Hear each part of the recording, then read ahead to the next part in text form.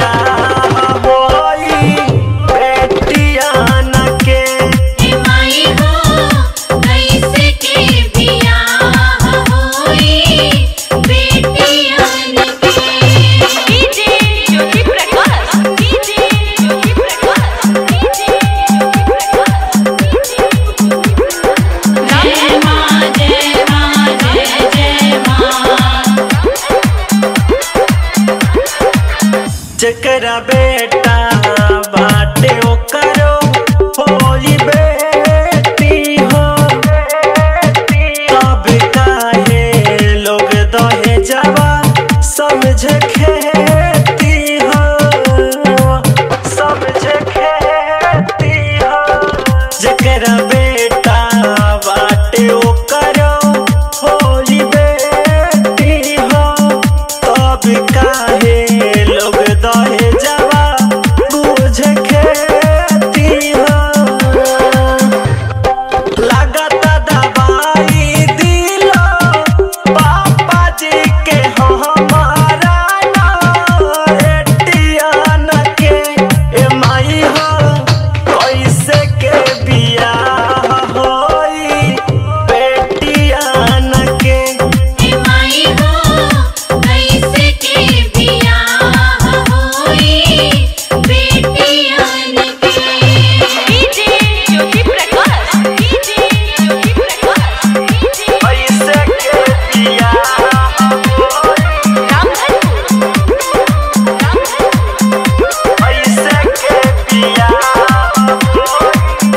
बंदे भइले ना दहेजवा लोग कर जवा काहे माई तो हसे अर्जी करी कानूनी फेल बाड़े, कानूनी फेल बाड़े।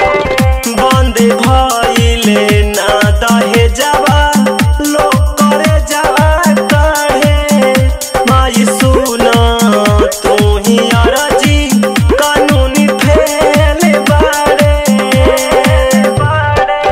तैचा कृष्णा मुनीलाल कहेला ये माई बांधला गेठियान के ए माई हो, कैसे के बियाह होई बेटियान के ए माई हो, कैसे के बियाह होई बेटियन के। सब लोग